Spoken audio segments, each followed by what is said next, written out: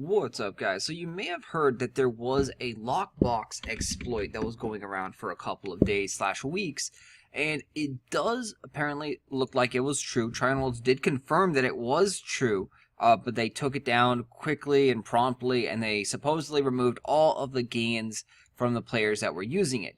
So let's take a look at the lockboxes, and you can see, the exploits generally happened around this last week. The prices were kind of normal over here, nothing crazy, and you can see they started shooting up.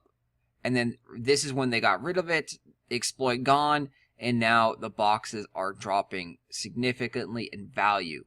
So, did they remove all the money and all the gains from them? We're not sure on that, but if you take them at their word, then yes. I doubt that they got everything. It's almost impossible to get every single cheater, exploiter, and especially if they use the auction house to filter through items in gold, it's very, very hard to do that. So, did it affect the economy? Probably. Was it a major effect? No, not really. So, let's take a look at why this actually truly was true and how it would affect the economy. So the Lunarites come out of these boxes, but this exploit was making it so that they could only get the jackpot values or the sun points or the moon points out of those boxes. So the Lunarite prices were actually really high. They were around 5 gold or so per Lunarite, 4 to 5 gold for Lunarite. Now that the exploit is gone, you have to open up the boxes normally, and the prices of Lunarites have tanked because people are actually opening the boxes and actually getting the crappy items that are called Fire and Wave Lunarites now. So before, you see the prices hovered averaging around 330 or so over the same day average. But now the prices just dropped, plummeted. You've seen a lot more on the auction house. There's that 1,153. So you notice that, I mean, that totally just screams of, yes, there was an exploit. Yes, people were not getting these Lunarites out of the cash out or out of the lock boxes, and they were using it to get sun points, moon points, things like that, the higher valued items out of these lock boxes. And which is great for handicrafters because now you can actually craft gems, which in turn is great for everyone else because now they can actually gem their gear and not spend 100 million gold on gemming their gear.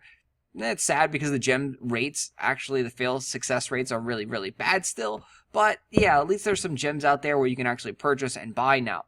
So this is also a great thing for, again, the handicrafters to level up their proficiency because crafting gems takes a lot of labor and it is a very, very labor-intense process. The basic ones are 50, and then the tier 2 ones, which you get at 20,000 proficiency, which anyone could be at 20,000 proficiency, pretty much anything, by buying the Dawn's Drop gear and then upgrading it all the way up to tier 4. That will give you 20,000 proficiency in any profession that you want. So, I mean, if anything has a 20,000 proficiency, it's not that hard to get it. The hardest part, in a sense, is getting to level 50 and then buying all the mats for those Dawn's Drop gears, which will cost you a few hundred gold depending on which one you want.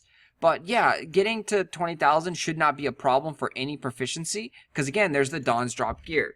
For those that don't know, there's a link down below all about the Dawn's Drop gears. We touched upon this stuff. This stuff is amazing. You can see just a basic tier 1 version, which you buy from the vocation shop, gives you 5,000 proficiency on all those things. So right here, this one gives weaponry, logging, construction, and exploration proficiency.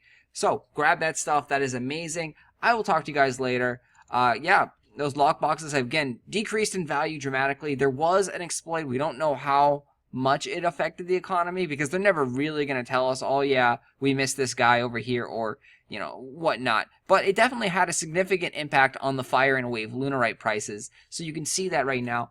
And now the Fire and Wave Lunarite prices are dropped probably about half or so. And yeah, you can find some cheap ones on the auction house, which is great for overall players. Sun points and moon points might actually go up a little bit because of this, since they were using this exploit to actually get those guys. And now maybe it'd be a little bit harder to get them. They also did say that in this January update, they are going to actually buff up these lock boxes. They're going to talk more about this on Friday on the live stream. They're finally doing a live stream. So let's see what other changes they have in store for Archeage 3.0 and see if they can finally get the servers to work properly.